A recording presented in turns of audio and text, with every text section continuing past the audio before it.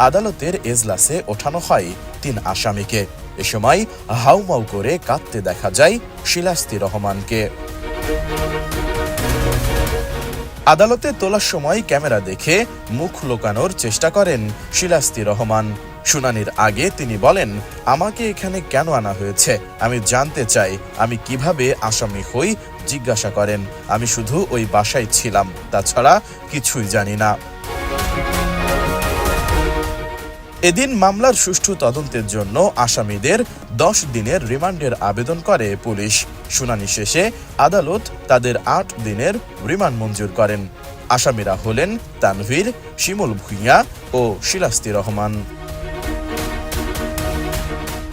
আনার হত্যায় নাম আসা নারী শিলাস্তি রহমান মডেল হতে চেয়েছিলেন, কিন্তু পুরান ঢাকার এই তরুণী বিত্তশালী আখতারুজ্জামান শাহিনের খপ্পরে পড়ে চলে যান